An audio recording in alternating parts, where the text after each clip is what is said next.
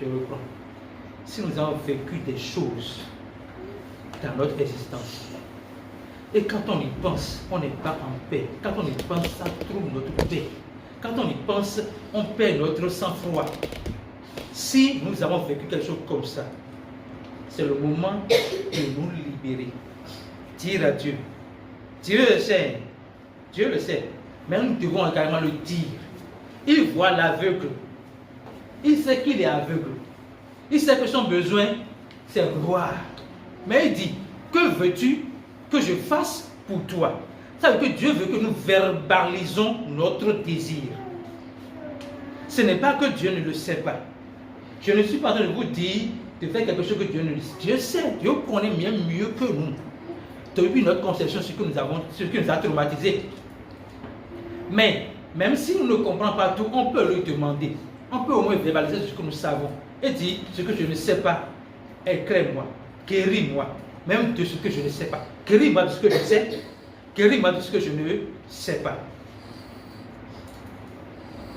Et je ne voudrais pas, c'est 20 minutes que je vais donner, mais je ne voudrais pas qu'on parte dans ces 20 minutes en étant distrait.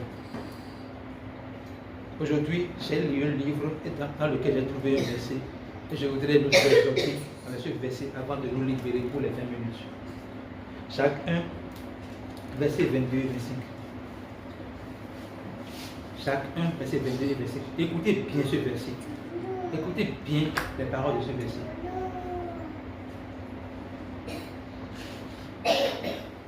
Seulement, ne vous contentez pas de l'écouter. Traduisez-la en actes, sans quoi vous vous tromperez vous-même. Donc, on n'est pas des auditeurs. On est des pratiquants de la parole. Verset suivant, nous l'avons baisé jusqu'à 25. En effet, Oui. si quelqu'un se contente d'écouter la parole sans y conformer ses actes, et restant à un homme qui, en s'observant dans un miroir, découvre son vrai visage. Après s'être ainsi observé, il s'en va et oublie ce qu'il est. Vous voyez, dans notre miroir ici, nous sommes amour. Ok? Mais on peut voir le miroir, et lorsqu'on tourne en même temps, on oublie qu'on est amour. En même temps, dans la première situation là, on oublie qu'on est amour. Mais le verset nous dit, n'oubliez plus que vous êtes amour. N'oubliez plus qui vous êtes. Maintenant, quelle est la différence entre celui qui oublie et celui qui n'oublie pas? C'est suivant. Voici au contraire un homme qui scrute la loi parfaite, qui donne la liberté.